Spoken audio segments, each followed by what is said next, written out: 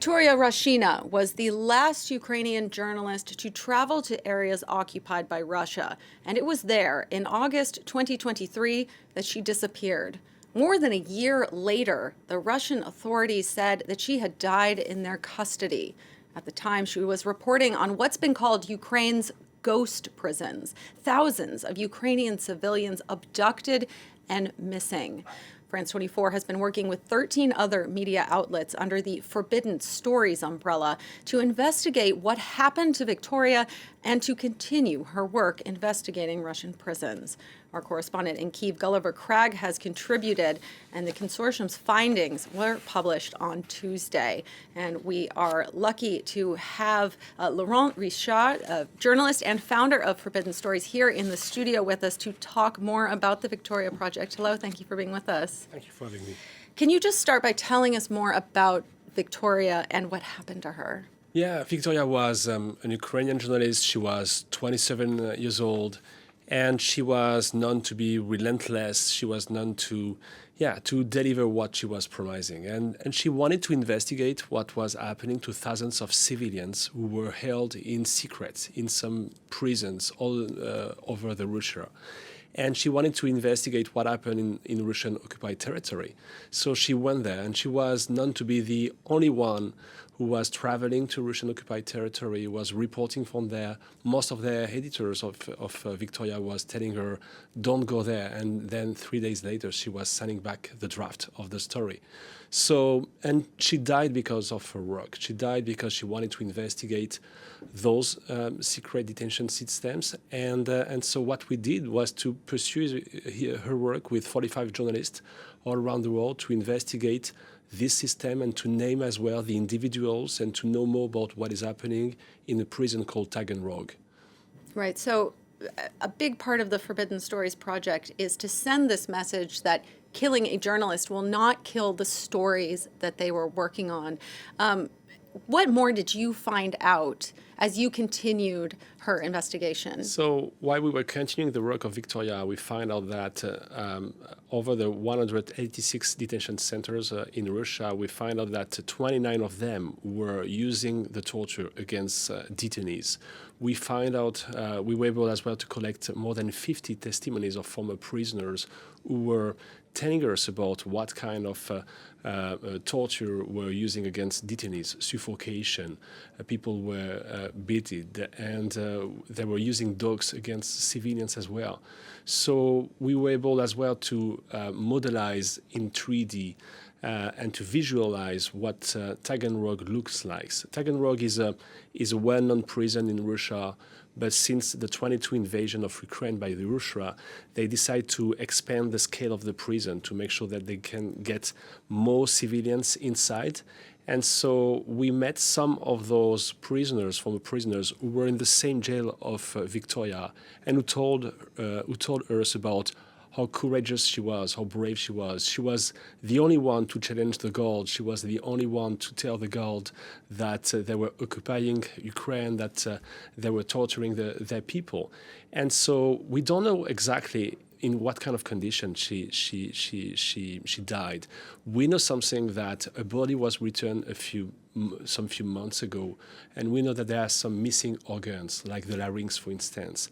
And so that's, according to some medical experts, it's a sign that there is a strong hypothesis that she has been a victim of strangulation, and that Russian administration and Russian government want to hide the truth on the condition of the death of Viktoriia Roshchyna. It's incredible that you were able to get this detail about her as well, not just about what was happening in these prisons. But how do you conduct an investigation like this? Because these are secret prisons. It must have been incredibly difficult. Yeah, for that kind of very difficult investigation, and especially when a journalist is killed or when he disappears or when he's under threat, we need to team up because we are stronger together. And this is the DNA of Forbidden Stories. So when Viktoriia was killed, when we learned about her death, we decided to team up with The Guardian, with France 24, with The Washington Post, with Le Monde, with many newspapers, including journalists from Russia living in exile and, of course, Ukrainian newsroom. And so we collect many documents. We met with many people, with former prisoners, to be able to map and to reveal what most of the people, we didn't know about that. What happened, the scale of that, what we are talking about is so important. We are talking about between 16,000 to 20,000 people, Ukrainian civilians, who are currently held in secret in those jails in Russia.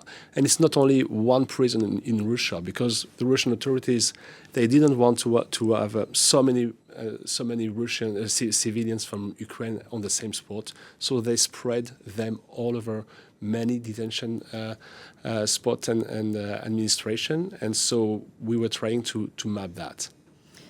What else did you learn about the conditions within these secret prisons, and what Russia's goal, like what are they trying to accomplish? What's the purpose of these places? According to some people who have been prisoners of those same jails that Viktoriia went through, they told us that the goal and the design of those prisons is to break you and make sure that you will be very different if you are lucky enough to get out of this jail. So it's really hell on earth there.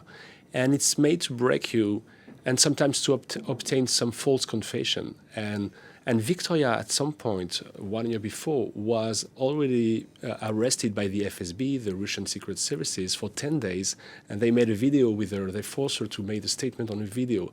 So sometimes they force them to get some confession, but most of the time they are breaking the prisoners, not killing them, and using them for an exchange of prisoners. So that's the kind of strategy behind, and that was exactly what she wanted to investigate and to reveal to the world. The Viktoriia Project, it was just released yesterday, but what kind of reaction have you seen so far, not just from people reading it, but from NGOs, global organizations, governments?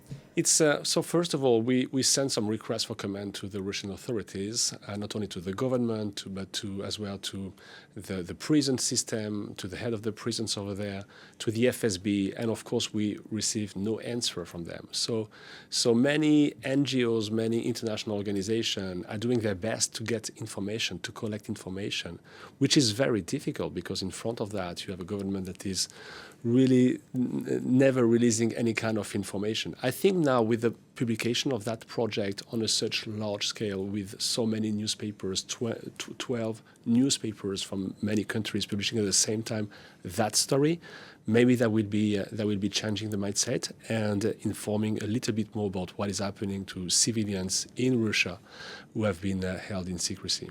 Okay, and if our viewers want to read the whole thing, where can they find it? They can go everywhere on France 24 website, on Forbidden Stories website, on Le Monde, the Washington Post, on The Guardian, on all our newspapers who believe in collaborative journalism and believe that we can be stronger together on that kind of stories. Okay. Laurent Richard, journalist, founder of Forbidden Stories. Thank you so much for joining us here on France 24 and telling us about the Viktoriia Project. Appreciate it. Thank you.